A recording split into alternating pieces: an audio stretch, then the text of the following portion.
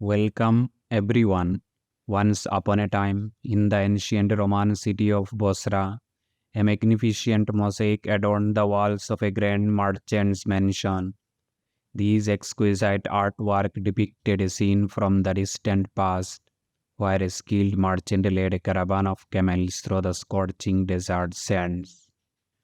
Throughout history, from the earliest civilizations to the grand empires, economies have thrived wherever there were people making, supplying, and exchanging goods and services. As societies grew and evolved, so did their economies, becoming larger and more complex. One of the earliest examples of an organized economy can be found in the ancient city of Sumer, where they embraced the concept of commodity money. Meanwhile, the Babylonians and their neighboring city states took the first steps towards what we now recognize as a system of economics. They laid down rules and laws governing debts, legal contracts, business practices, and private property. In the bustling cities of Babylon and its neighbors, a sophisticated legal and administrative system emerged, complete with courts, jails, and government records. The people were organized and commerce flourished. Back in those ancient times, the economy primarily revolved around subsistence farming. However, as trade expanded, a need for standardized currency arose. The shekel became the first unit of weight and currency used by the Semitic peoples. It originated in Mesopotamia around 3000 BC, representing a specific mass of barley that could be exchanged for other commodities like silver, bronze, and copper. Just as the British pound was initially a unit for a 1 pound mass of silver, the barley or shekel served as both currency and weight. For most individuals, the exchange of goods was conducted through social connections and relationships, but there were also enterprising traders who bartered their goods in bustling marketplaces.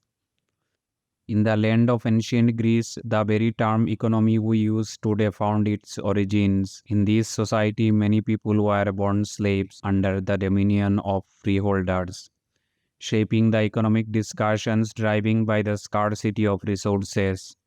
Even in far off China, a great cycle of institutional innovation emerged, incorporating novel ideas into their economic laws. In this vast land, the notion of serving a non-market economy was born, ensuring farms' tenure was legally guaranteed and protected from bureaucratic hurdles. During the enchanting era known as the Middle Ages, the concept of what we now understand as an economy was still at a humble subsistence level. In those times, most exchange of goods and services occurred within tight-knit social groups, where trust and familiarity played pivotal roles. Yet, amidst the simplicity of everyday life, great conquerors emerged seeking to expand their dominions and fortunes.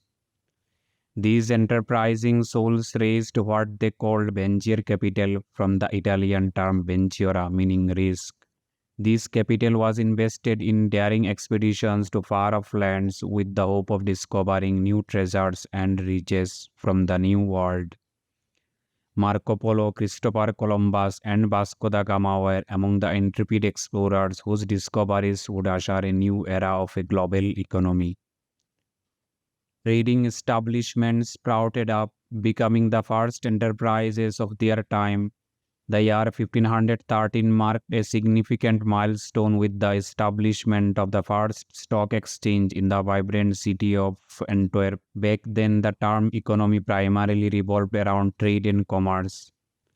As the European nations expanded their territories, they established colonies in distant lands. Spain, Portugal, France, Great Britain, and the Netherlands fight for control of lucrative trade routes. Custom duties and mercantilism, derived from the Latin word mercator meaning merchant, became tools to assert their economic dominance.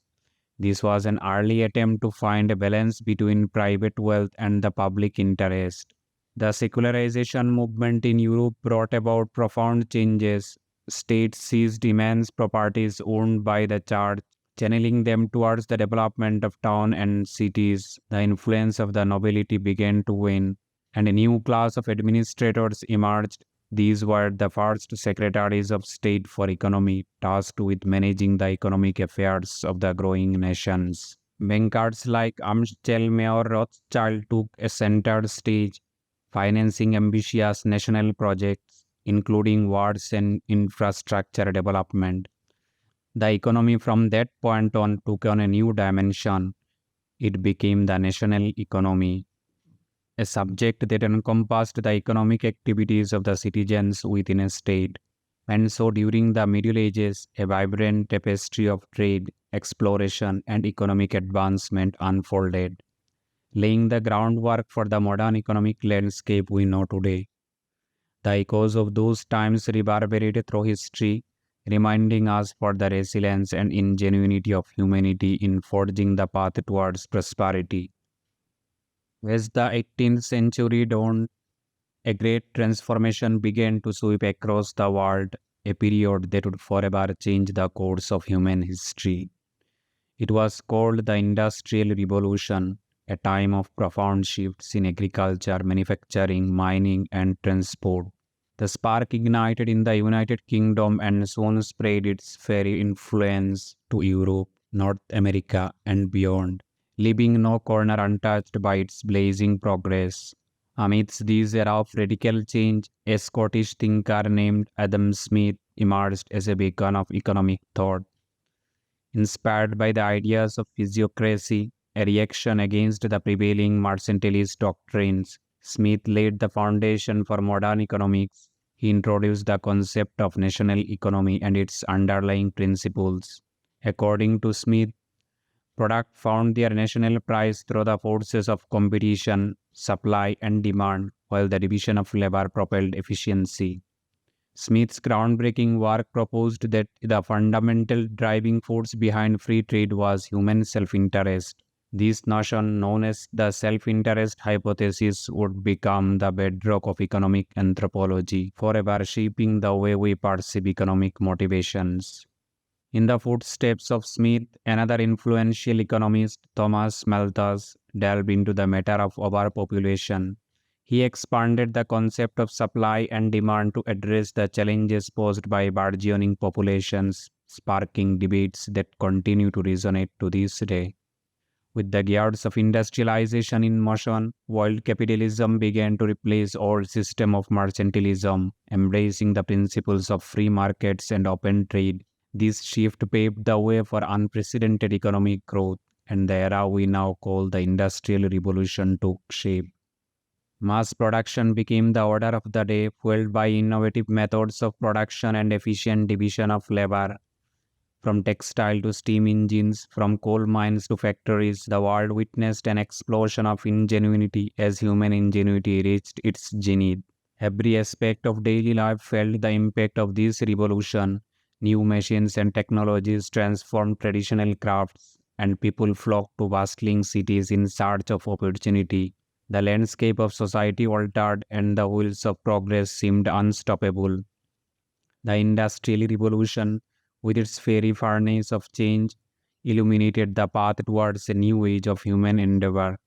It was a time when the world saw its potential for boundless growth and innovation, and so in the annals of history, this remarkable era remains etched, a testament to the indomitable spirit of human enterprise and the unwavering march of progress. In the turbulent 20th century, the concept of the economy as we know it today was not widely understood by the general populace until the American Great Depression struck in the 1930s. These economic catastrophes shook the world to its core, leaving policymakers and thinkers searching for new ways to control the course of economies. Amidst the chaos of two devastating world wars and the lingering impact of the Great Depression, influential economists Friedrich August von Hayek and Milton Friedman emerged, advocating for a global free trade system.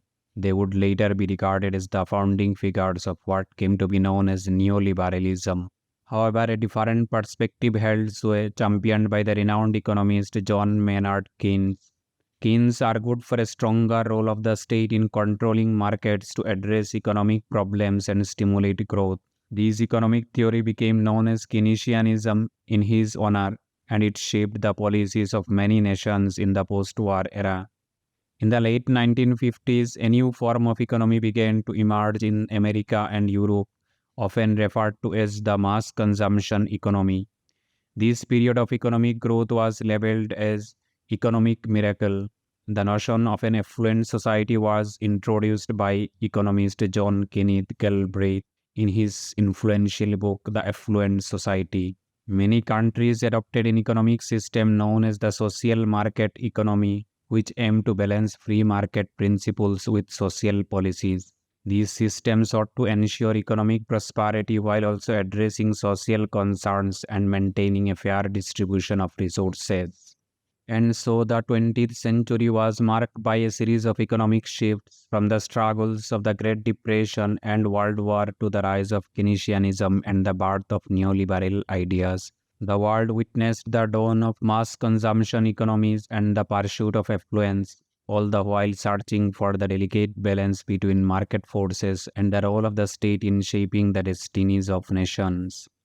The echoes of these economic debates continue to reverberate, guiding us towards a better understanding of the complex tapestry of the economy in the modern age. As the Iron Curtain fell and the countries of the Eastern Bloc embarked on their journey towards democratic governance and market economies, a new concept emerged: the post-industrial society.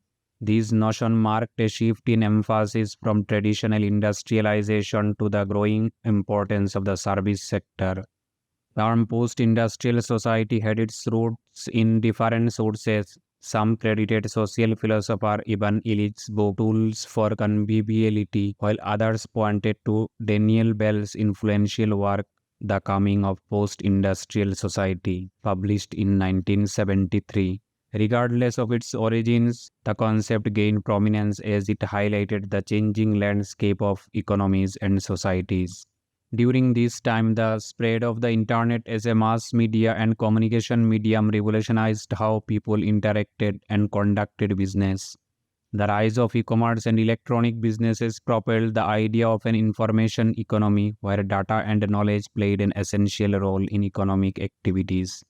These laid the groundwork for a global information society where connections and communication transcended borders. As the 21st century began, the influence of postmodernism began to wane, and discussions around new economic models took center stage. Economies in countries like China, Brazil, and India garnered attention, offering alternative perspectives to the traditional Western centric economic models. These emerging economies showcased different trajectories of growth and expansion, challenging conventional norms. In the ever evolving landscape of the 21st century, the post-industrial society and the global information economy stood as pillars of change. The interconnectedness of nations and the transformative power of technology reshaped economies and societies, blurring boundaries and ushering in a new era of possibilities. The interconnectedness of nations and the transformative power of technology reshaped economies and societies, blurring boundaries and ushering in a new era of possibilities. And so, as the world navigates through the currents of a fast paced and interconnected era, the quest for understanding and adapting to these evolving economies continues. The post industrial society and the global information age offer a glimpse of the potential that lies ahead, a world shaped not only by the traditional industries but also by the intangible forces of knowledge, innovation, and connectivity. As our journey through history reveals, a profound and ongoing narrative unfolds, one replete with questions that resonate across the ages. How do societies balance the forces of the market with well-being of their people? What transformative powers does technology wield in shaping our economic codes? How can the lessons aged into the past illuminate our path through the intricate complexities of the present and the uncharted expanse of the future? In the heart of this contemplation, the ancient mosaic in Bosra stands as a timeless witness to humanity's unwavering pursuit of prosperity and growth. Its silent presence underscores the importance of understanding our roots, for in those lessons lie the seeds of wisdom that can guide us forward. As we stand at the crossroads of progress, let us heed the mosaic's subtle message. Let us foster a harmonious synergy between market dynamics and societal well being, harness the transformative might of technology for the greater good, and embrace the knowledge of bygone eras as our compass in the uncharted seas of tomorrow.